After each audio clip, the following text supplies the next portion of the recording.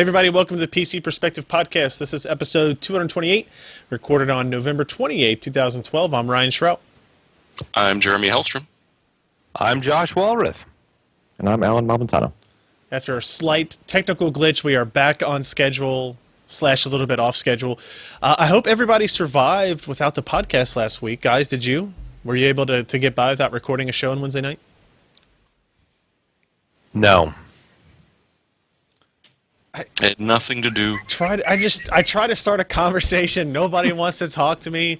Fine, screw you guys. Let's move on. All I did was sit home and drink beer in front of my webcam that was turned on and nothing was streamed out.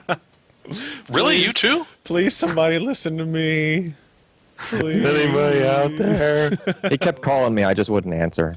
Yeah. I kept getting that notification on my phone. Josh Wallace was calling you on Skype. No, I don't want to do that. So, yeah, we missed last week. So we have a lot of stuff to talk about. Let's go ahead and jump into it. First things first, if you are interested in free stuff, we have a contest that is currently running. You actually missed one contest because if you only listen to the podcast, we had the Never Settle Sweepstakes Part 1 where we gave away a pair of Radeon HD 7770s from Sapphire, or HIS. HIS, the Ice Qs or whatever they're called. Ice QX. So this week we have a different contest, Sweepstakes Part 2, and it is a pair of Gigabyte Radeon HD 7870 Overclock editions. So you get two of these in addition to 20% off Medal of Honor, a free copy of Far Cry 3, and a free copy of Hitman Absolution, we did a game stream of last week as well. So if you are interested in free stuff, go to PCPer.com, scroll down till you see the news post on the AMD Never Settle Sweepstakes Part 2. It's very simple to enter. You leave a comment. You either subscribe to our channels and Facebook pages or pretend to. We would appreciate it if you did. We put out good content, right? That's why you're sitting here listening to us, I guess. What, did you say something? No, not to you. You can't win anyway. It doesn't matter. Damn it. So we're going to pick that winner on Monday, December 3rd, so you have until then to enter. And then, don't forget, we're actually going to have a Part 3 that's going to involve 7900 series graphics cards. So try to figure it out. Try to figure it out. All right, let's get into the crap that happened over the last 2 weeks. One thing that happened, we won't spend a whole lot of time on it, is Ken and I sat down on a Saturday night into Sunday morning and took apart a Nintendo Wii U, which is a new game console that came out just before Thanksgiving, I guess. And we decided to live stream us playing some Nintendo Wii U and then taking it apart because we wanted to see what chips were inside, what processor, what markings we could find, how much memory it had, all that other kind of crap. Did all you do is just look at the camera and say, Wii U, Wii U, Wii U, Wii U, Wii U? I wanted to. I think it was said at least a couple of times. What's that movie, Josh? Kung Pao. Kung Pao, Enter the Fist? Yeah, exactly. So we took that apart, and that was actually kind of interesting because we ended up getting a really big audience for that live stream. It literally ran from 1 a.m. Eastern Time to 5:30 a.m. Eastern Time. So us taking apart a Wii U, us putting it back together, and me finding out how many screws I had left over at the end, which the initial number was 8 leftover screws. The final number after I took it back apart to reattach the optical drive correctly was 5 screws left over. Yeah, but just hiding screws inside the chassis doesn't count. Yeah. Just so they make nice rattling noises Yeah. and stuff. Yeah, just pour them in the holes when you're done, Ryan. Put it in the optical drive bay and stuff. We didn't learn a whole lot super interesting. We learned about how the gamepad worked, what wireless controllers it was using for that, that kind of thing. I didn't actually take a razor blade to the heat spreader. You can see here the processor that is a combination multi-chip package of an AMD GPU, an IBM CPU, and some memory. Anand actually did take a knife to his, so if you want to... And he sliced his finger off. Yeah. But it was worth it. At least parts of it. Yeah, and he took off some transistors of the CPU as well, apparently. He did not. It was just a little bit of the substrate. Oh, okay. Well, we did figure out what the memory was running at. We found out what speed it was, all that kind of stuff. So we got some pretty interesting information. And we had over 1,000 people watching us do this live, which was kind of crazy. So if you want to watch a replay that is multi-hours, let's see, how many is it? Is it 4.5? It's only 3 hours and 42 minutes after we cut out some stuff. So if you want to watch that, feel free, and you can see what our capability is to take apart or not a Nintendo Wii U. So it was fun to do. We have several system reviews, or at least a couple of system reviews we're going to talk about. One that I wrote up and one that Josh wrote up. The first one is a Digital Storm Bolt. I think I previewed this. Did we talk about this on a podcast a couple weeks ago? Maybe showed off the chassis. It's a mini ITX system build. All right, and here's what's interesting about it. It's small. It's shiny. It has pretty good specifications. It's 14 inches tall, 3.6 inches wide. And where do I list the specifications here? It had a Core i5-3570, overclocked to 4.2. It had 8 gigs memory. It had GTX 660 Ti graphics card, which is nice. And it had a 60 gig SSD cache and a 1 terabyte hard drive, and then it had a Z77 motherboard. So here's what some of the interesting things about it. It is kind of loud, which is unfortunate, and it was loud because of this particular part. I'm scrolling down until we get to it here. So you'll see this. This is a Sparkle power supply. It is a 1U server rack mount style power supply.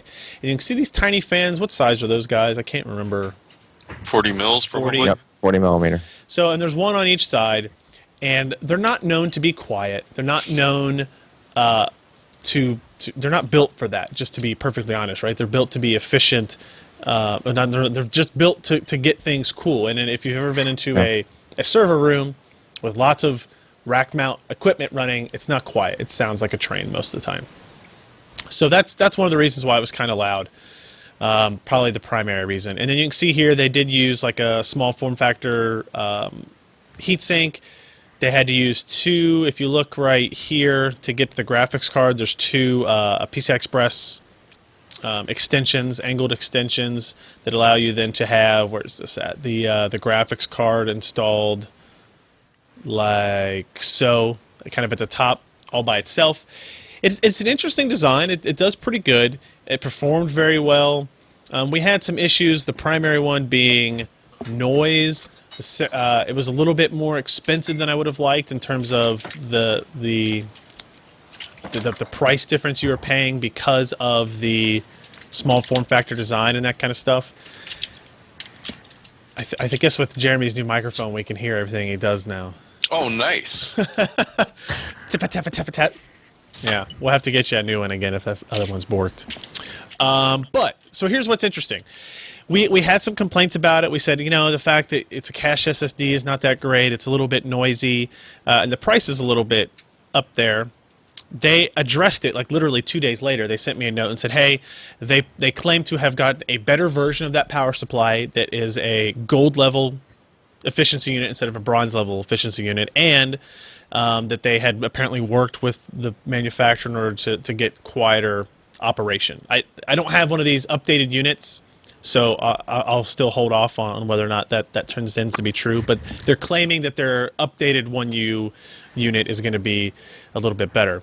They've also apparently given it a less glossy and improved external finish, which means fingerprints that I kind of had an issue with before would be gone. But here's what's really important. They actually changed the hardware around. They moved from a 60 gig cache SSD to a 120 gig SSD, and then they moved from a Core i5-3570 to a Core i7-3770 processor. And then what they did to kind of offset the price is they moved from a 1 terabyte to a 500 gigabyte standard hard drive, which I think the trade-off of moving up the SSD stack and moving up the processor stack to be totally worth losing 500 gigs of mass storage. And the price on this unit is then $1,599, I guess. So a lot of people that listen to the show don't want to hear about systems that you buy, but there are a lot of people that still like computer hardware, that still like playing PC gaming, but they don't really want to have to build their own machine, and these are some of the options you have for it. So that's a Digital Storm Bolt. Any other thoughts or comments on it before we move on to other stuff for the week? No. Okay. Awesome, then. I guess let me move on to Josh's system. My review. Yeah. Well, Dell was kind enough to go ahead and send us one of their XPS1 27-inch all-in-one systems, and it was an interesting experience, to kind of say the least. This is based on the i7 3770S processor, which is a low power version of the 3770. It features 4 cores and 8 threads. It's a 65-watt part versus a full 77-watt. It is clocked a little bit lower. It goes from, I believe 3.1 up to 3.8, or actually it may go all the way into 3.9. Can't remember offhand, but anyway, it's still a very fast processor. And it features a GeForce 640M mobile-based graphics processor from NVIDIA. And it's an interesting unit. The biggest thing about it, of course, is that it is a 27-inch monitor there, and it features the same panel, except a higher quality version, as the one that Ken has. It's a 2560 by 1440 resolution unit. And if you notice one thing about the pictures, there is no anti-glare coating on that bad boy. On the last page, or one of the second to the last page, you will see my smiling face. Oh, I guess you want me to show that picture? Quite nicely. Well, I mean, they see me already, but, you know. Hey, there I am. Look at that nice yellow shirt. It was kind of amazing. Yeah, I was trying to figure out who the other person was, and I realized that was the video you were attempting to show exactly on the screen. I was like, "Hey, who's that guy standing in front of?" Oh, wait, no, that's the content. The stinking video. Yeah, so it's an all-in-one. It has one wire coming out of it, and that is the power cable.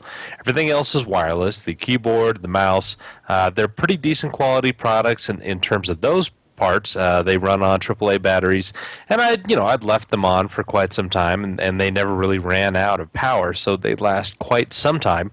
The response on these wireless products was decent. It wasn't great. It certainly wouldn't work if a fast twitch type shooter. Overall impressions: the system is fast in most things, mainly because it runs on an i7 3770. But if you want to do any kind of graphics, you want to look elsewhere, because the GeForce 640M just will not cut it. As you can see it's not good in the results that I did, a series of them, I compared it against a i7 3770K that ran a HD 5870 graphics card, which is obviously, it's not a new card.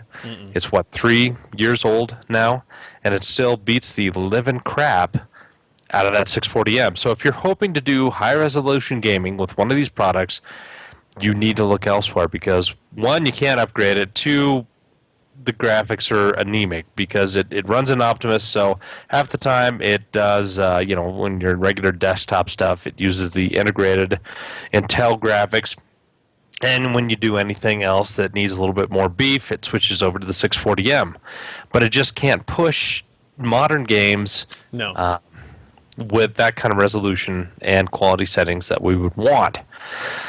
Other than that, it came with a 1 terabyte drive and I believe, a 32 gig SSD that was acting as a cache. Right. So in desktop applications, it ran very, very fast. It ran surprisingly cool. I think that the top vent got to like 116 degrees Fahrenheit, and when you consider all the stuff that's stuffed in there, including the power supply, that's not all that warm. And plus, you've got the backlighting on the LCD, which I think is still LED based. It's not cool cathode. I mean, if you look at a profile pic of the actual unit itself, it's still really skinny. This obviously is kind of aimed against the Apple products that are all-in-ones, the Macs, and but it's for people who don't want to deal with OS X or the whole Apple stigma, and want to stay with the PC and Windows 7. Now, the version I had, of course, it has Windows 7. It was not Windows 8 enabled. It does not have a touchscreen. And this particular product was $19.99 when I had received it. Now, since then, they have updated the line, and now we, at that price, we see a i7 3770S without the 640 graphics, but it is touchscreen enabled. So it'll run Windows 8. In fact, it ships with Windows 8, and you can have all the fun, touchy-feely stuff that whole Metro Nice experience will give you. Overall, I was pleased with the product. I mean, it's expensive for what you get, but it really is aimed at a rather niche market. It's people who don't want a lot of clutter. They want something that looks nice. It performs nice in the vast majority of just regular desktop usage. Video was pretty good, except for the bundled Power DVD 9 was with it. If you do not set your resolution down to 1080p, it wouldn't play, it wouldn't run, Nice. obviously, because it just, it's got a Blu-ray drive on there, and it doesn't want to go anything above that unless you had, say, what is that stinking thing, any DVD, which you shouldn't buy because it's illegal or something like that, but it's really, really, really well. The only other problem I had is when you actually paused a Blu-ray, it would crash the Blu-ray player. So, yeah, they used an older version of Power DVD. Wasn't that great. And that was really the only downside that, other than 3D graphics performance, that this product had. Okay, the other downside was the non-glare resistant panel, which Sure. reflected everything in a nicely lit room. That seems to be most displays. Anymore. Days, yeah. So the Korean display, they don't have anti-glare, do they? No, No. So it's all shiny. it's all shiny. That's why they have nice color representation and contrast, because you don't have anything diffused by the anti-glare Yeah. coating. It's true. It's true. But anyway, I was pleased with the product. I thought it did very well. Again, it's a niche product, or niche, as some would like to say, like Jeremy. He's Canadian. It doesn't count. Niche. But I it's like not for niche. everyone. All right, fair enough. And so if you want to build your own, do something else. But, if you got the money and you don't care about games and just want something that looks nice and there's not cluttered and has one wire out of it, this is a good product. So, I enjoyed my time with it, but I personally wouldn't use it myself. Fair enough. We had a lot of articles go up these 2 weeks. Something else, I wrote a review of a Core i5 processor, 3350P. This is an Ivy Bridge part that chances are a lot of people have never heard of. The only place I actually found it for sale was Newegg. None of the other places like Tiger Direct or Amazon actually had it in stock when I was looking for pricing information. So the Core i5 3350P is an interesting part because it is Ivy Bridge with no integrated graphics. They have disabled the processor graphics, and you have 6 megs of cache instead of 8 megs of cache, which is probably okay because normally you're sharing that level 3 cache between the CPU cores and the graphics portion anyway. So the 3350P is interesting. This is a part that Intel sent us just kind of out of the blue. It's $189. It puts it right in the price point of the FX8150 AMD Zambezi part, and kind of in the realm of the FX8320 Vishera part.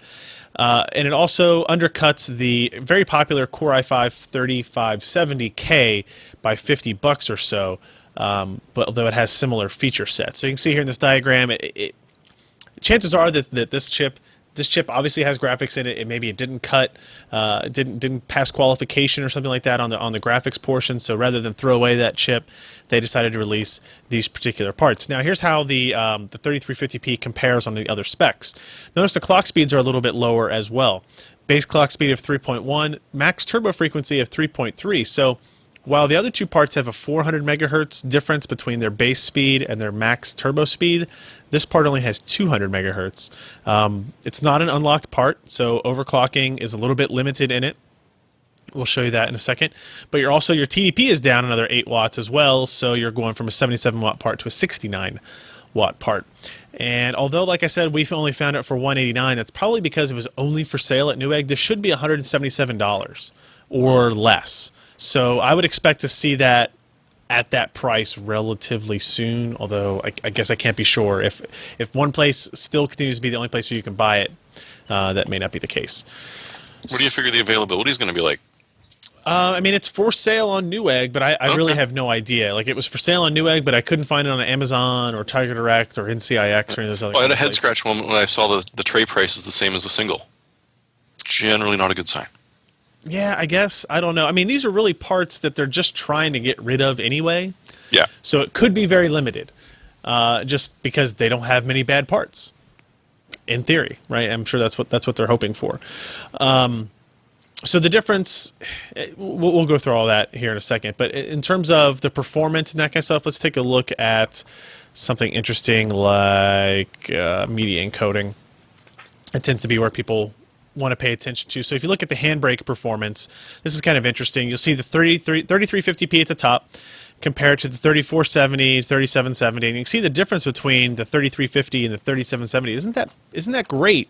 Because the handbrake version or the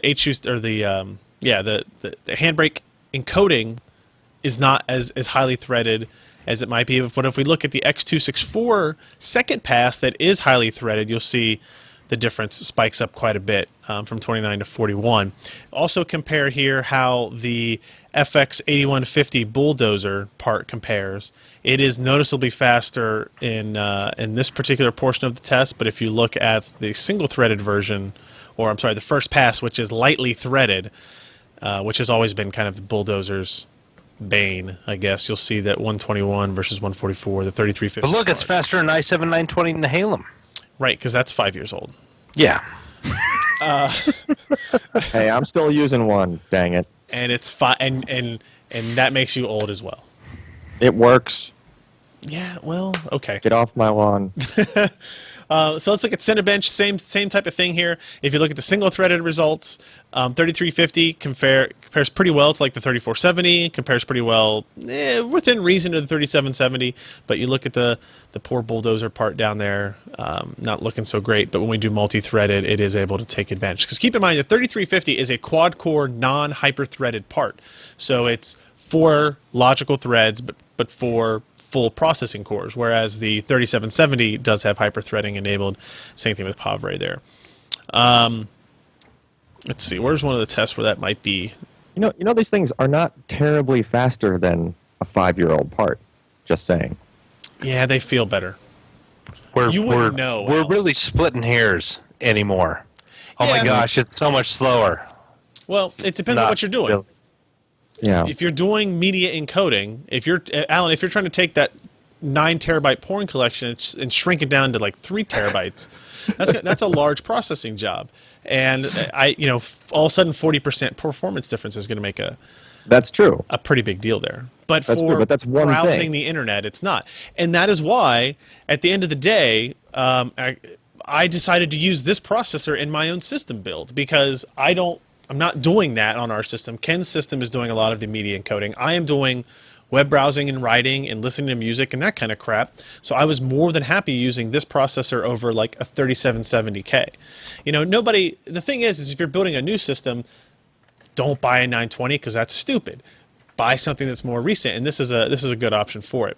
The last thing I'll mention about it specifically is the overclocking. I was able to get it as high as 3.88 gigahertz. So 780 megahertz increase over the base clock with a 37x multiplier, which was the highest multiplier we could use, and 105 megahertz base clock. So that's actually pretty significant. We're pulling 15% better Cinebench scores over the stock results, and actually pulls that gets it ahead of the bulldozer-based AMD FX8150 at that point as well.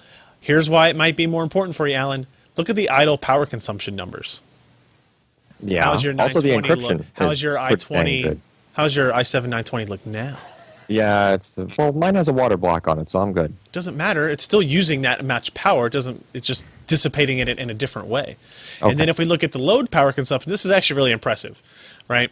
So under a full load, and this is with the discrete graphics card installed, but it's idle because we're running Cinebench on this test. The Core i5 3350P is running 88 watts under a full load. That's really pretty awesome, actually. So, yeah, there you go. 3350p. An interesting part. If you're like me, I was going to do some, moderate gaming or whatever on a system. You have no interest in QuickSync or using the Intel integrated graphics. This is a part you can pick up. Its kind of main problem is it's not significantly less expensive. Like the Core i5 3470 is only $10 more, but it runs at 100 megahertz faster, and it has integrated graphics. So if you ever think you may use it, then it would make more sense to get the 3470. But if the 3350 drops down to that 175 price or 170 price, then you can start to justify a $30 difference and that kind of stuff. But I think it's a really compelling option for people that are just building a system. They don't need the super high-end stuff. Maybe they're not concerned with overclocking. They don't need integrated graphics. And it's just, hey, Intel's trying to put out new stuff. I don't know why necessarily. Why didn't they do a K version? Because they want you to pay for that. Oh, Yeah. guess that makes sense. You can get that. So there's a reason why the cheapest K series is the 3570, right? Is that the lowest cost K series? That's just how it's going to be. Any questions or thoughts on that processor that now resides inside my personal system? What kind of cooler you got at? What does it idle at? I don't. It's an Antec Cooler 920. Yeah, there you go. 620? 920? 920. 920. Oh, so you got the big guns on it. And it's in a, what's the case? The Corsair 550D with all the noise silence. The noisiest computer in the office now is now a laptop, we'll put it that way. It's not mine. All right. Quickly, Lee posted a review of a Leper, I guess is how I'll pronounce this power supply review. A gold The series. Leper Gold Series, it had parts falling off of it all the time. I guess I don't know. Is Lepa It's truly modular. that's not Cooler Master. Maybe is it Intermax? Is it an Intermax brand? It's half the power it used to be. I don't get that at all. Anyway, Leper, good God. Lepa Gold Series 750 watt power supply review. If you are still looking for power supplies, this one actually got a gold award. Weaknesses none noted. Excellent voltage regulation. Very good AC ripple. Plus, it has a nice finish to it. It's not a fully modular part though, which is kind of the thing I need to have in power supplies now. So mostly modular, but not all the way. All right. Let's talk with Alan. Alan, are you excited? Absolutely. I am beside myself. Alan, it's a new Oh, wait, SSD. Alan's still here? Yeah. Yes. Alan, it's a new SSD. But I've already reviewed it. It's Good. Tell me about it. in the past. It's in the past. Did you actually anyhow. post this at the NDA? Yeah. Actually, well, no. Well, sort of. It's a At least complicated we story. weren't 12. We were not 12 hours early. Somebody was 3 hours early. No, I don't think anybody was 12. Yeah, No, Nate they were was. first 12 hours early, and then they fixed it, and then they were 3 hours early again. Awesome. So anyway, tell me about this SSD. What is it called? Who is it from? How much does it cost? All right, so remember that OCZ thing with them buying indie links and acquiring them and all Yes. that stuff, and then we thought there was going to be an SSD that had their controller, and then it turned out it was just infused with their firmware or something like that, and Some crap, right. some crap, and it was actually like Marvell or something. Marvell Yeah. garbage. Okay, so all that's in the past, and they finally figured it all out, and then we have the OCZ Vector. Which is That's a sweet name. Pretty. Look at that case It top is. again. It's pretty. It's like all we sort of used to have all the It's shiny. It's a crappy, reflecty- shiny plastic, and Yeah. now It is actually a very nice. raised the bar. It's a with very nice the housing. It feels kind of dense. It's not really like a real cheap housing. We've seen SSDs that have like this plastic kind of stuff to it. This is a sort of milled aluminum. I mean, it's nice. Does this feel like an SSD that you would have in your pocket to show your friends while you're out? Maybe, I don't know. We didn't even have to take it So- out to show it off. So they you made know. it okay. So they made it look nice on the outside, sure, but it's their first product that's all them, basically.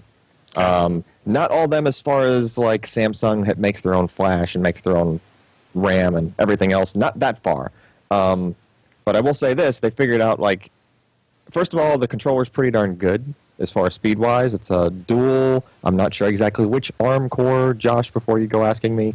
But it's going to be like an A8. Probably. A6 or A8. It's not going to be an A9 or A15. Well, it's an ARM core, and then there's another core alongside it that's OCZ or IndieLink's team designed. I'm guessing just to do a bunch of the flash memory specific kind of operations. That block diagram is it's the best we can get out of them. It didn't get very specific on how stuff was interconnected and everything, but it's an SSD controller is an SSD controller, right? You have your some processing, and then you have some kind of interface logic that interfaces between that processor and the flash memory and the serial ATA bus. Right. So the keys here is this thing is really, really quick. And by really quick, I mean when we hit the IOs per second scaling Iometer testing, it basically cleaned that house. It beat everybody else. And that's the most grueling test we run on these things. That was on, if I look at the Iometer page, I'll see that? Yep. Look on the Iometer page. You'll see it was everything but what was the, I think it was the web server. Okay. So here, like if we look at the database one, the blue line here being the OCZ Vector. Yeah, the blue line is the Vector. It basically hit just higher results than we thought possible for just a serial ATA 6 gigabyte drive, honestly. Look at those IOs. Yeah, because other drives, you can tell that as the drives get faster and faster, they all sort of plateau at around the same area. Yeah. On the right side of those graphs. But this, it just sort of blew past them, right?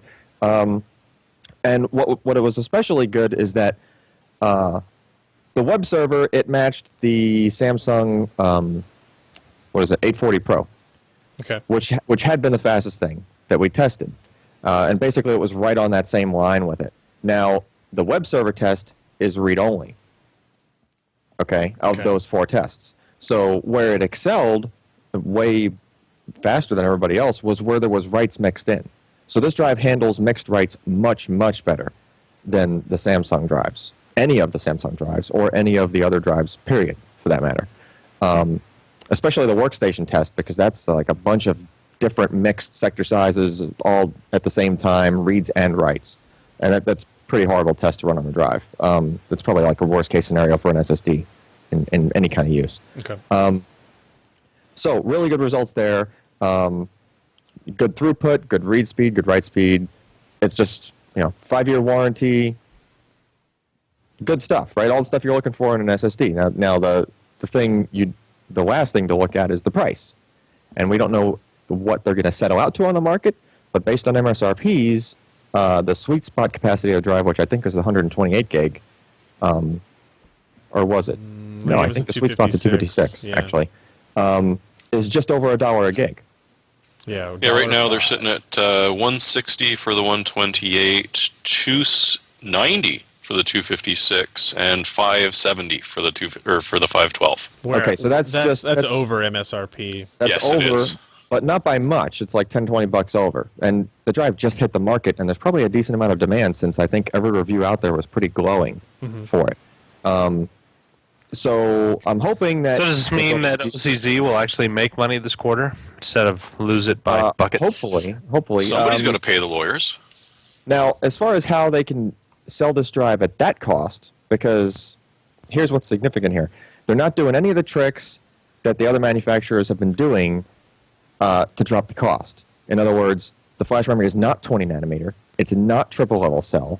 They went with the old tried and true 25 nanometer IMFT flash in synchronous mode. Synchronous mode is a little bit faster than asynchronous mode. It's actually, it's like a higher grade. So not only are they going with that, they're packaging it themselves. In other words, the flash chip packages. Yeah. OCZ is just buying the wafers or the dies or however they can get them straight from, IMFT fab. And then in-house, I don't know who OCZ acquired that enables them to do this themselves, but they're able to do it, right? And that lets them... there's plenty of packaging guys over in, China and Taiwan that'll do that and just let you slap on anything on the cover of that little chip, if you know what I mean. Well, I will say this: when you buy these things from IMFT, when you buy them prepackaged, then you're stuck with whatever Intel's or whatever their binning was, right? Whatever grades there were, right? So if they're just buying the wafers, then they can grade them themselves, and they can handpick which dies are good, which ones are okay, that kind of thing. So that gives them much more control over the quality control. It's like basically you have quality control further back in the manufacturing pipeline. You're not just slapping these things right on the board that came in, right? You're a piece of that chain in actually making these things. So that's interesting, and I really hope it does. All those things can let them have their cost really low, and they're able to put a 5-year warranty on this drive because they didn't have to do any of that.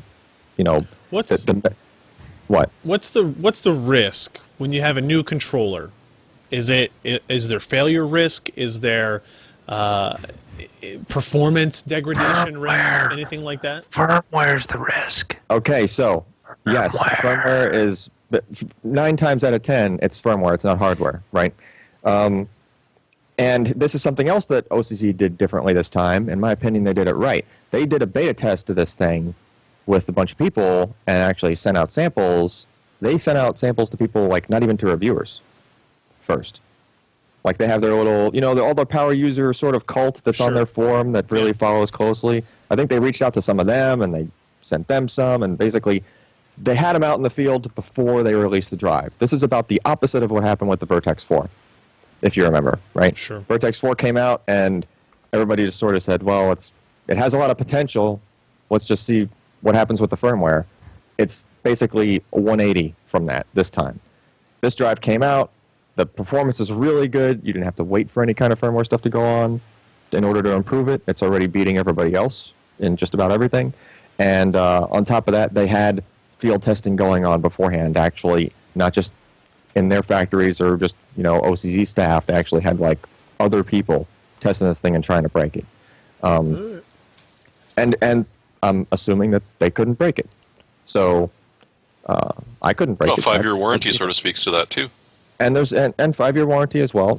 I will say this: warranty or not, it's really annoying when the SSD that most likely has your OS on it just bricks on you. That's a real big pain, even warranty or not, right? Kind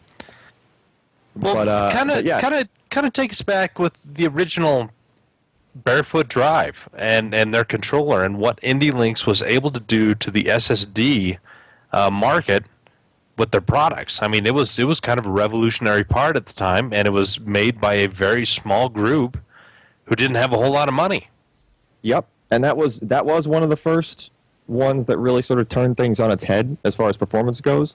But I will also qualify that by saying that was definitely a power user controller as well, right? They were doing firmware updates and toying around with background garbage collection and all sorts of different things at that time, and it was really like, and the firmware updates were destructive, and you really, you had to have a lot of patience and be willing to tweak stuff to use one of those.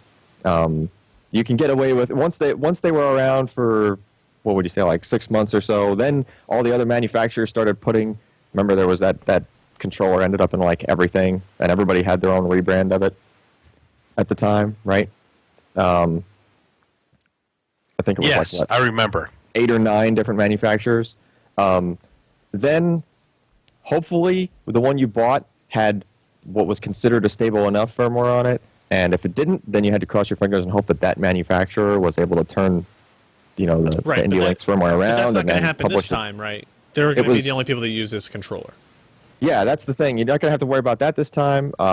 This firmware seems solid enough to the point where I don't see a reason for them to update outside of some kind of obscure corner case bug like incompatibility kind of thing. Kind of like Intel. So their first. Kind of like Intel, or kind of like the Samsung drives, right? Usually the drives that I'm usually praising for them doing things right with firmware, I find myself doing the same thing so far with this Vector launch. So it looks really good so far. All right. And by the way, I don't know if you noticed this, but Josh wants a couple of them. Well, this is the only one I got, so sorry. I think you should check in the comments. I saw it. Just saying. I might just have to buy a couple and bring them to CES. Nice. Oh, okay. Yeah. It might be cheaper than other activities in CES. It could. Yes. No. No. All right, we've talked for a long time here. Let's take a quick break here and make sure we thank the company that lets us bring you this podcast almost every week, despite our best intentions to kill it. MSI. The all-new Z77 M-Power mainboard from MSI is poised to change the overclocking game. Every Z77 M-Power board will have a factory 24-hour military-class burn-in test completed before shipping. Additionally, performance-optimized features such as Go-To BIOS, Multi-BIOS 2, V-Check points, Bluetooth 3.0, and onboard Wi-Fi allow users convenience and total system control over their overclocking and gaming experience. This is the new endurance champion, Z77 M-Power from MSI. All right, thank you very much for that, Alex, and I hope you guys appreciate the support that MSI has been showing us for a long, long time with that. All right, let's talk about another story. We may have to really short on the news because I think this topic will be we'll want to discuss it. There are rumors that came out this week, kind of publicly, and to be perfectly honest with you, this is stuff I had been hearing for several months, probably as much as a year, that the generation of processor after Haswell from Intel would be a non-replaceable processor. In other words, you would get a motherboard and a processor in one combination. You would not be able to buy a motherboard and then separately pick that processor. I actually had originally heard this rumor as, hey, Ryan, you might want to know that sometime next year or in 2014, Intel's going to stop sampling processors. And this kind of goes in line with it, and the rumor was that they're going to get rid of LGA sockets. They're going to and so the sky is falling theory became Intel is going to kill the DIY PC market because they're going to kill the capability for motherboard vendors to differentiate by making them carry, if you wanted a Maximus 5, Rampage 4 Extreme or Rampage 6 Extreme, whatever it's going to be called, they had to offer one with 4 different processor segments in order to hit different pricing levels and that kind of stuff. So, Josh, you did a little bit of research on this. You did a little bit of reading up on Intel's Broadwell architecture, going BGA only, which is ball grid array, which is soldered onto the motherboard before you get it, and quote unquote implications for future desktops. So tell me a little bit about what you found and kind of what you think about it. Okay, the first news was that this is the way Intel was going. We're going to have no choice, really. Well, okay, we're going to have choices, but we're going to have limited choices because there's only going to be so many CPU SKUs out there, and there's only going to be so many motherboard SKUs out there. So we're going to have a highly stratified, easily identifiable amount of money that you're going to pay for these products. It's going to kill the do-it-yourself market because they don't have choices of, say, taking a really high-end motherboard and pairing it with a low-end CPU and overclocking the crap out of it. We're going to get choices like a high-end CPU and a high-end motherboard, and if we're looking more in our budget, we're going to get a low-end CPU and a low-end motherboard, and we're not going to be able to tweak it as much. Mm-hmm. Well, I mean, there's some truth to that. Now, Broadwell is going to be the next generation after Haswell.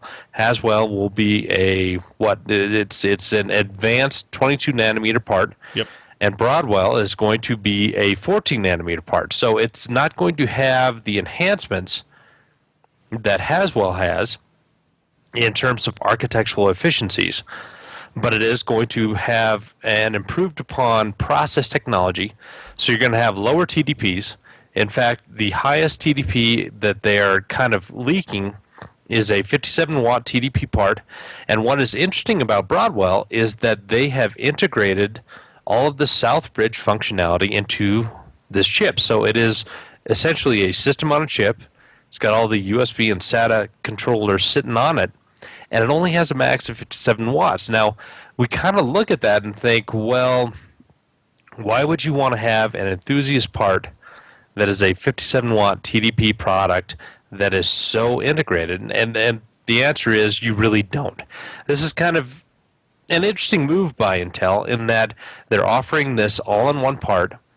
It's going to be going from 10 watts TDP, which will be good for netbooks, really small form factor PCs, and all the way up to 57. And 57 watts would fit very, very nicely in, say, like that XPS 1 27-inch, and it'll have good performance, and it's going to cut down the wattage on that overall, because not only are you getting rid of some 20 watts from the CPU, but you're also getting rid of another 5 to 7 watts from the south bridge that you typically will find with an LGA based processor of today. Now, a lot of people panicked and said it's all going downhill. Intel is going to squeeze as much money out of us. They're going to screw over the motherboard manufacturers. They're going to cut down their power, Right. and there's some truth there, and then there's not, because I do believe that this is kind of a grand experiment by Intel to see where the market is going and to see if they can extract as many, the highest margin possible from their products, and to also kind of offload a lot of the support onto the motherboard manufacturers, because the motherboard guys, literally, they have to buy the CPU from Intel, solder it onto the board, and sell that finished product to their customers. And then the customers, when they have a problem, they come back to the guys who sold them the entire motherboard CPU combo. Intel doesn't have to deal with that nearly as much as these, the current LGA processors. When people can swap out processors and say, hey, this is bad, well, they send the whole damn motherboard back to Asus, MSI, ASRock, whoever is left in the Right. motherboard circles. So it's going to be very interesting to see. Now, something that a lot of people have kind of overlooked is that there are going to be LGA products at the same time that will be available. Haswell will get a speed bump at that time. It's going to still be in the 77 to 90 watt range, so it'll be an enthusiast type product that you can still swap in and out. The next generation, I can't remember the code name. Do you remember that offhand? Past Broadwell? Yeah, something Skylake. I don't know. I think Skylake. Okay. It will be offered in an LGA form factor as well. So Intel is not killing off LGA, but certainly they are experimenting with this whole BGA concept. And BGA is nothing new. A lot of mobile chips come out in BGA. Currently, Atoms and the AMD E series, they're all BGA parts. You buy a motherboard, it's got a processor already on there. So they are really expanding that up, because most of these pre-integrated processors are upwards of 18 watts TDP, 25 watts at max. You can't swap them out, but going to 57 watts it's a bigger jump. So they're kind of seeing where the market is going and who's going to buy it. Go ahead. Go ahead. No, go ahead and finish your thought there. I forgot what I was going to say. You go Awesome. ahead. So the idea here, your kind of proposition is that they're only testing this out, right? They're going to try it with Broadwell and kind of see what happens, but they have plans for both directions kind of going forward, right? It is more than just testing out, just because of where they're aiming this product. Because, it doesn't have huge architectural differences from Haswell. It's the whole TikTok thing. Mm-hmm. It is a 14 nanometer part. And so, yeah, it's got lower TDPs, but it's not going to show a huge amount of performance. And especially when we start talking about process developments going from 22 nanometers to 14 nanometers, how 3D FinFETs have kind of not really changed the world, but they have. There's a lot of complex topics in here. And so it seems to me that they're aiming this at lower power parts and also more fully integrating them in, especially because it's got the Southbridge functions. But if we look at Intel's direction, their whole direction is lower wattage parts. Think of how we've seen, Core 2 Duo go into Sandy Bridge, go into Nehalem and Sandy Bridge and then Ivy Bridge. And instead of Intel saying, let's get more performance out of a 95-watt part, they've instead said, we're happy with our performance, let's get a 77-watt part. And Broadwell's kind of doing the same thing. Let's get the same performance, but let's lower that to 60-something watt performance, right? And my worry here, the concern is that the idea of I think it's to most people believe that the desktop PC is dying and it's being replaced by the laptop if you want a general purpose PC. And if that's the case, a lot of those systems, as you mentioned, already ship with soldered on boards or soldered on processors. They're not upgradable. They don't have ZIF sockets. They don't have any of that kind of stuff on them. So this is kind of a continuation of that trend. And I worry that it's going to be incredibly accurate. I worry that the rumors are going to be that's going to be the case, that Intel's, maybe they'll keep replaceable parts, high wattage parts for server and workstation fields, but they will be prohibitively expensive because Intel's more worried about other markets now and kind of maybe solidifying their stance in the PC world as it is. They've kind of gotten rid of their competition, if you want to think that way. Now I'll just hunker down. How can I get the most margin out of this shrinking margin market and move on that way? Jeremy? I mean, exactly as you're saying, the server market is going to keep ZIF sockets alive.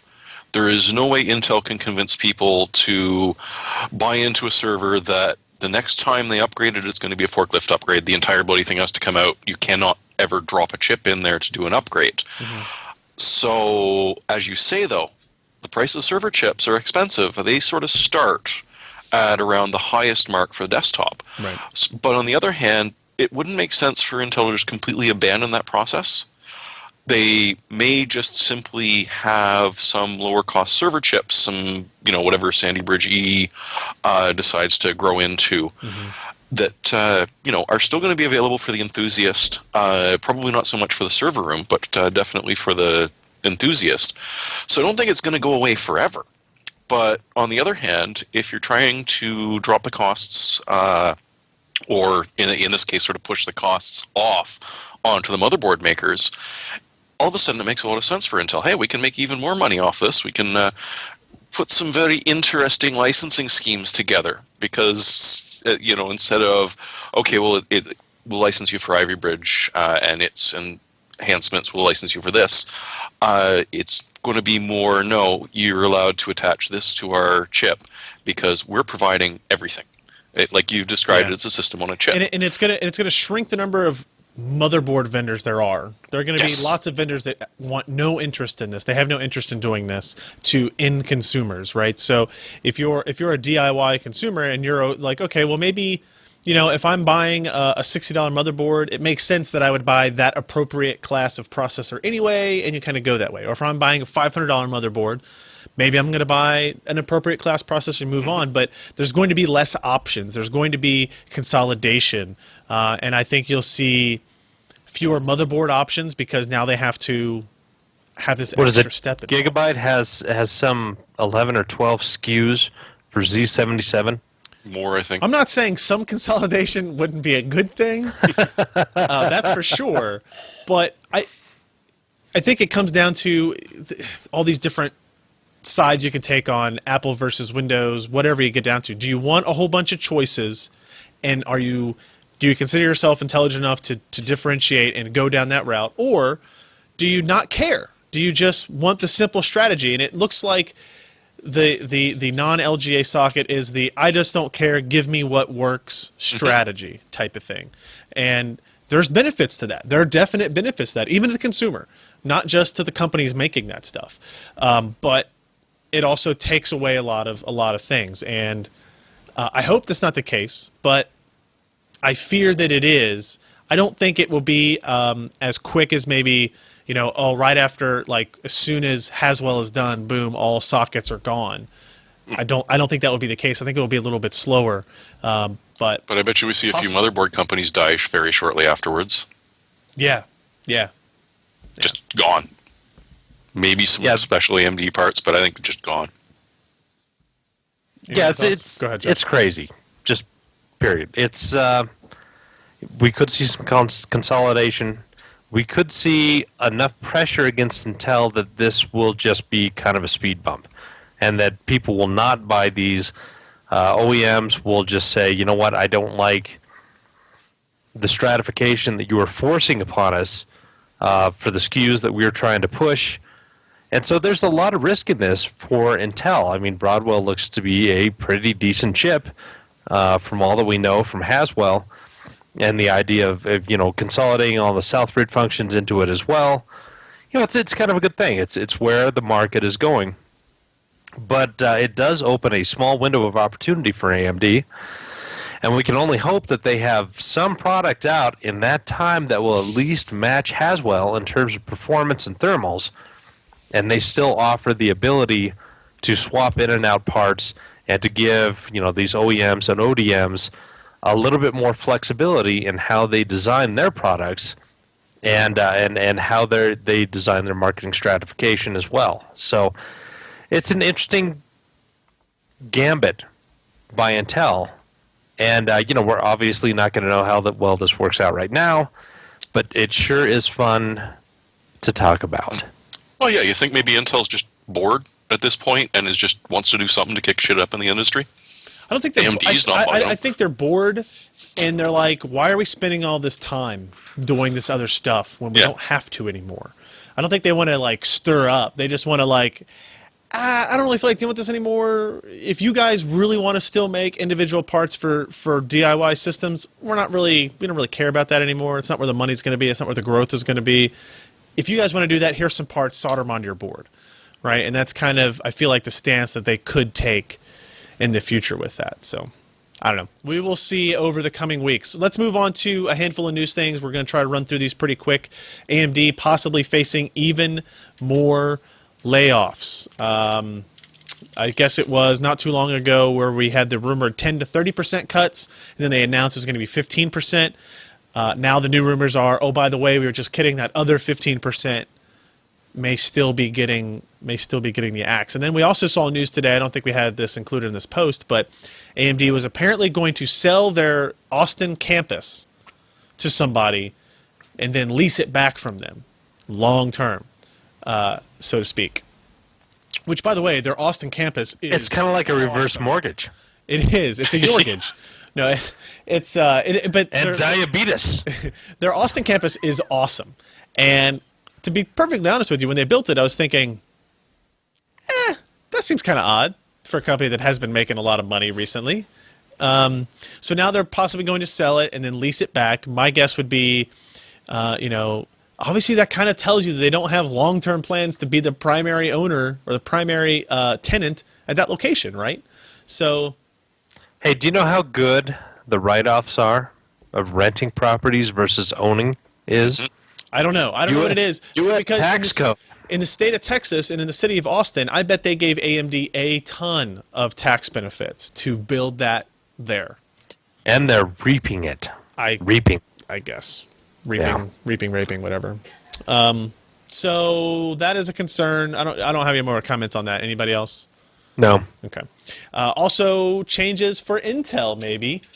Apparently, Paul Otellini, Intel CEO, will be retiring 2 years early. Somebody explain that to me. What is early about it? He's, 63 or 61? No and idea. the mandatory retirement is 65? Mandatory at Intel? Yes. Damn. They're anti-ageists. You are too old. You still like LGA sockets. GTFO. Anything to take from that? The fact that he's going to leave early? I just love the fact that he's actually been there 40 years. Pretty much from the day Intel opened their door. All right, that's... Okay, how about this? We saw Dirk Meyer getting pushed out of AMD because he didn't have a mobile strategy. And look at Intel's mobile strategy. and how that's changed over the past year. Okay. Because their mobile strategy sucked. All right. Yeah. Okay. All right. Well, I don't know. Either way, the CEO of a giant company that makes billions of dollars is going to leave. But he's not leaving like this week, right? He's leaving in 2 years, but it happens to be 2 years before his mandatory GTFO. Right? Fair enough. And he'll be a member of the board and an advisor and Right. so on and so forth, like most CEO levels do. You can still get a paycheck, my friend. Oh, You yeah. can still get a paycheck when you're retired. We're going to bring in... Doesn't need a paycheck. Well, he's going to get one, damn it. Nice. Western Digital released 4 terabyte Black Series hard drives. Alan, tell me how awesome these are, or not. Well, we don't know yet Oh. because they're not out yet. But yeah, they're pretty good. I would imagine they would perform roughly equal to, maybe slightly lesser than the RE series that we reviewed, which Okay. should basically be a black, just without some of the server-specific stuff like the pressure sensors and the accelerometers and whatnot. So same or similar performance of those, maybe a little bit lower price, hopefully a little bit lower price. Oh, the prices are in the news piece. It's much cheaper than the server class gear, obviously, but still kind of pricey because it's a Black Series $339. drive. It's meant to be higher Yeah. performing. I would have preferred to see Western Digital push out something like some form of a Green Series or a Red Series drive first for 4 terabytes because that's what people are most likely going to buy. If you're talking about a 4 terabyte drive, you're probably talking about long-term storage, not single OS partition Yeah, type of stuff. Yeah. yeah. You know, and if Well, it's, Enough. Does this even if have it was the a new improved standalone warranty on it? drive, I'm sorry, Jeremy, Go go ahead. ahead. Does this have the new improved 2-year warranty on it, or has it got a full one? I think all the Black Series have. Isn't it 3? I thought. 5-year limited warranty. WD Black. Oh, okay, that's drives. decent. Yeah. Yeah, I don't think Western Digital does a lot of the 2-year stuff unless it's like their blue. It has to be like the bottom tier, just the generic, Gotcha. real generic stuff. Yeah. All right. Who learned about or read about or knows about Fujifilm working on a new optical disc technology? Because damn it, do I need more of those that will scale to 1 terabyte discs by 2015? I know some, but I have a beef Okay. with just in general. Okay, Why so do you need discs anymore? You got the internet. there's that. First of all, so here's what Fujifilm is working on, and you always see news pieces like this, like every 6 months or so. Somebody Yeah. comes out with something, and Some Japanese multi-layer, company. yeah. And the idea with this is that the technology that they have is 25 gig per layer, but this tech specifically is supposed to go crazy with how many layers you can have. Like you can have Gotcha. 20 layers, maybe even more. Which there has been news pieces like this as well. There's been press releases coming out over a few years now, right? Ever since Blu-ray came out, basically, people have hypothesized and said, oh yeah, we can take it not just 1 or 2 layers, we can put a bunch on there. But the problem is it's optical. And the other problem is that they don't expect this to be out until 2015. So you're going to have a 1 terabyte DVD, awesome, but it'll be 2015, where you have like a 1 terabyte thumb drive, Yeah. or something like that. So why are you I going to tell do you it? what, I would. The idea It's- is if it had a fast data transfer, like writing capability, the idea of backing stuff up to a 1 terabyte optical drive would still interest me. How fast Sure. can you spin it, though?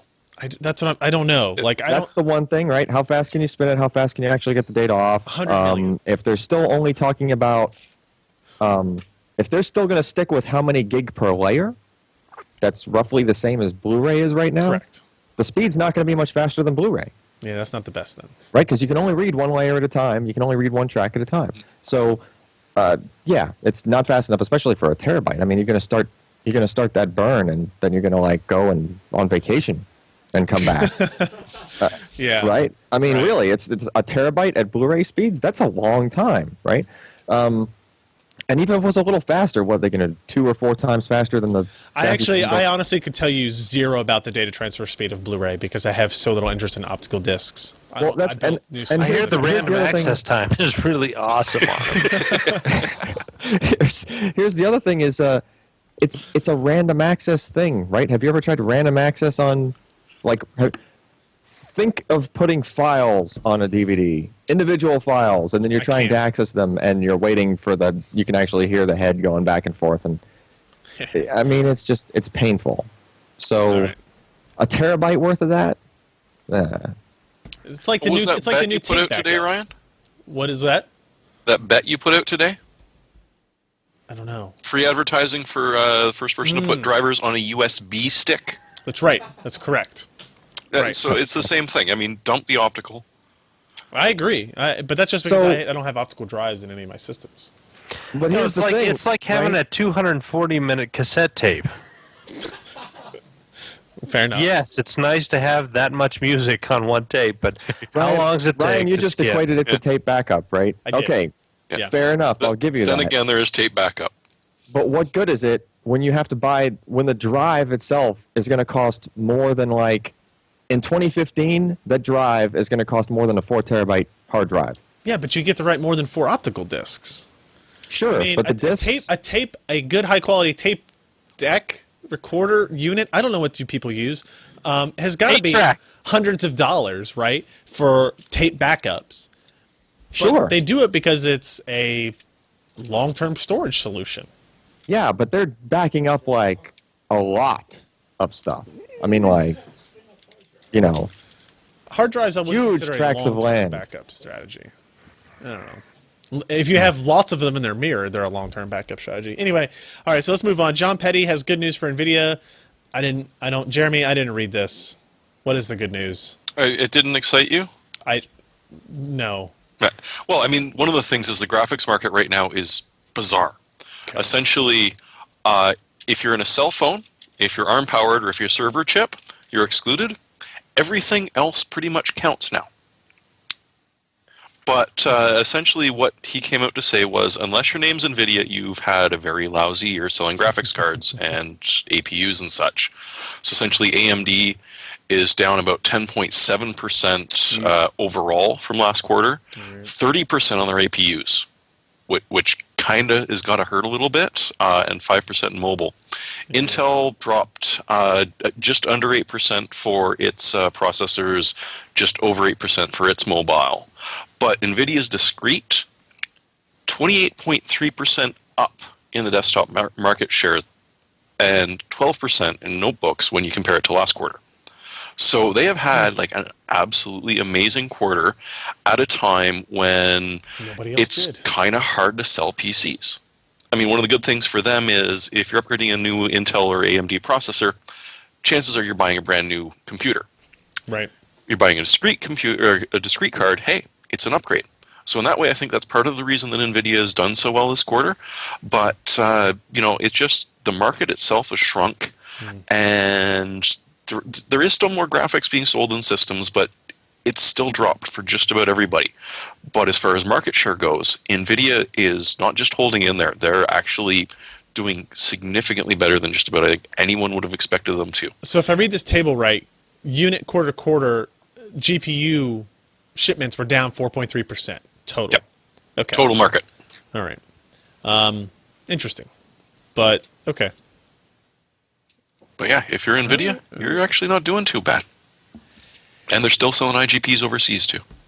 God bless those people. Thank you for taking stuff out of warehouses. All right, last couple of news posts. Microsoft sells 40 million Windows 8 licenses in the first month. I have no idea if that's good or bad. I have no idea what that is in reference to it. They did make an interesting note that Microsoft did share that the Windows Store has seen several apps that have made more than $25,000, with the developer and Microsoft doing an 80-20 split. So As that'll compared just to that barely kid pay in for the licensing? Nebraska that's doing $300,000 by selling hats in Team Fortress 2. Metro apps. Does she have a Metro app, though? Yeah, well, he's got a hat for that. Oh, all right. So apparently, point of comparison, Windows 7 sold 60 million copies over a 2-month period, so it will be interesting to see if Windows 8 will surpass that. Obviously, this includes upgrades in addition to new system sales, all that kind of stuff that all is considered licenses. Yeah, and how much of this is OEM? Yeah. Oh well, yeah. And That's it's always but the it's the same question. when Windows 7 was released, I'm sure, as well. So don't take too much out of the 40 million. We'll just see how it compares to Windows 7. I don't know. There you go. Also, a Microsoft rumor releasing subscription-based Windows Blue update in 2013. The future is now, everybody. Subscribe to your operating system. I don't really think this is that bad of an idea. The idea that you pay $30 a year, $50 a year, whatever it is, for your license for your operating system, and you get updates along the way. I personally like the idea of not having to keep track of my key.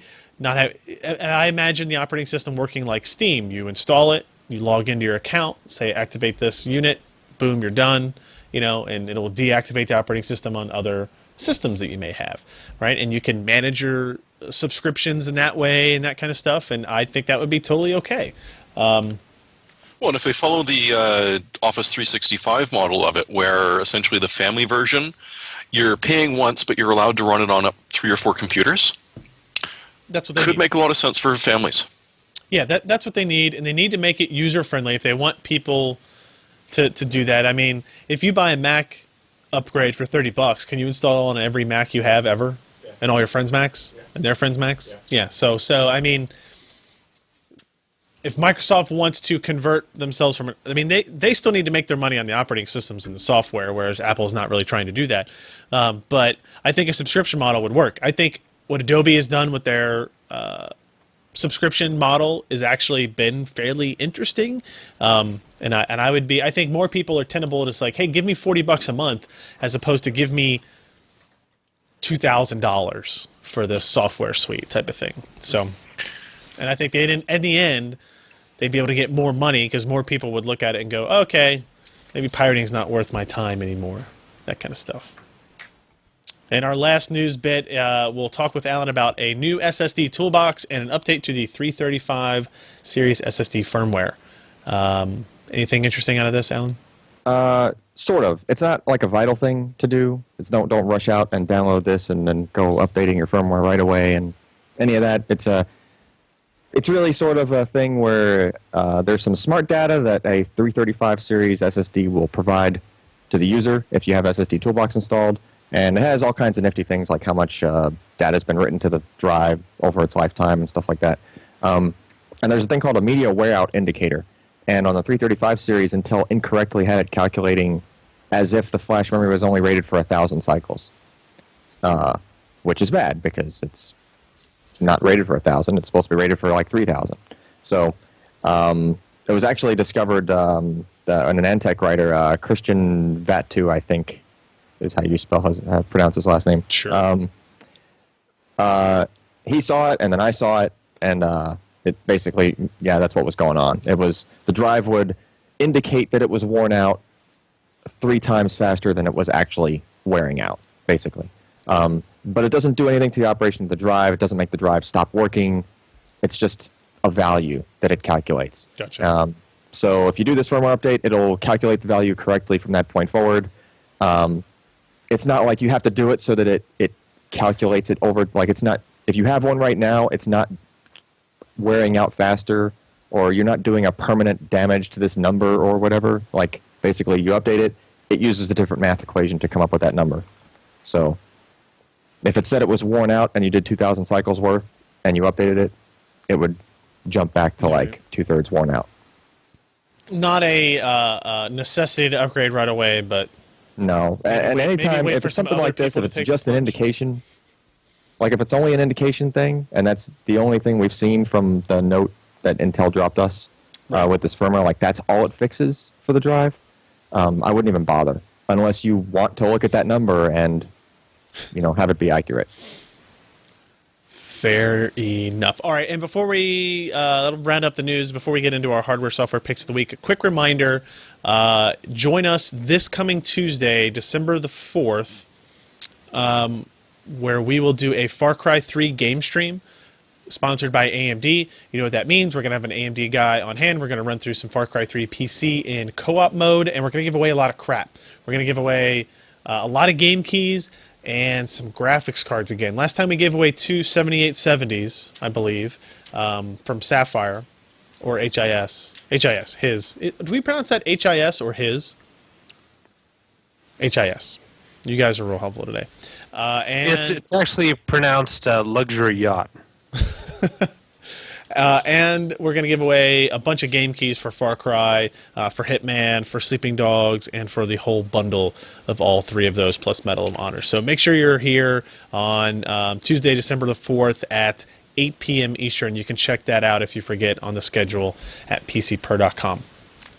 All right, let's go to hardware software picks of the week. And mine is a toolkit that I purchased when we were trying to take apart a Nintendo Wii U and then eventually trying to replace the screen on an iPhone 4. And I got tired of not having all the screwdriver bits I wanted, going around to Home Depot, Walmart, Radio Shack, whatever crap stores I had around here that didn't have anything that I wanted. So I bought this. I bought the iFixit ProTech Toolkit that comes with all the neato things you see here. It's got prying bits over here. It's got a ruler. Hey, Yeah. you wanna like show it? God, like I hope that on was the- not your pants. on the, Oh. Oh, you got the There you same go. thing. Look at those forceps. Oh, yeah. yeah, that's awesome. Yeah. It's Shiny. it's got prying You tools. can wrap It's it got- around your waist with the C4. It's got the soft prying bits. It's got all kinds of different angled tweezers. Soft prying bits. It's got the soft pry stuff so you don't scratch things. It's got your anti-static wristband, which I have never used in my entire life of electronics experience. And it has a suction cup that Alan uses all the time. It has Actually, use the suction cup to take iPhone screens off. yeah, well, that's actually what it's for, but that's Yes. not what I was insinuating. It has a 54-bit driver kit that includes things like Tri-Wing. Why didn't they go 64-bit? It seems like that's the Yeah. future. They didn't want to. They didn't want to go overkill. Brought But to you by it's a really good Firefox. kit. It's a little bit overpriced in my opinion. $75 is what I paid for it from Amazon. But I just wanted something that comprised of everything that I needed and just get it done all in one go. So that's my pick. Jeremy? Well, I'll see your toolkit and raise you a portable one. Everyone loves Leathermans. Leathermans are great, but this new Leatherman Raptor that's coming out Cool name. is Can just you share your sheep with that? yes, That's awesome. Or you can open up all of those little blister packs that you're going to get that Ryan's kit will not help you with. Oh, I hate those. That thing will take it. The only thing, the oxygen tank wrench is probably going to be hard to find a use for it. It's more for medics than that. But the shears, the single-handed strap cutter, ring. Wait. Are there pliers on that? No, Oh, shears what the instead of heck? pliers. What's the use then? I hardly ever use the pliers. Oh, You know, I've got one, and hey, it's nice to have for those one couple of times I actually use pliers, but by the time I'm reaching for the pliers when I'm working on electronics, that's probably a bad sign. yeah. You go for the hammer first. Yeah. Other nice thing, it's got a glass breaker on the very back of it. Huh. Good for escaping cars that you have driven into a lake. Exactly. Yeah, I got Or a burning lake of petrol. that too, I guess. Alan? No, wait, who's next? Josh. Screw you. Screw you. I'm disconnecting now. I just had his link up. All right. I'm choosing a monitor. We bought this for my boss, and he's extremely happy about it. Not Ryan, the other guy who Oh. pays me money. It's it's an LG. It's an IPS. It's 1920 by 1080. So it's not the 1920 by 1200 that we all like, but it's got an adjustable up and down Height. tilt, and you can rotate it to letterbox or portrait or whatever the hell you want to do. And it's only, it's a what, under $199? It's $200. Yes, $199. No, 200 bucks. That's good. I think that's a nice deal for an It goes up IPS to monitor. 250 nits or CDM squared. Alrighty. Are you done now? Can I move on to Alan? Yes. Because his is just a cheating. GTFO. anyway. Go ahead. I'm picking the Vector. Buy one. Damn it.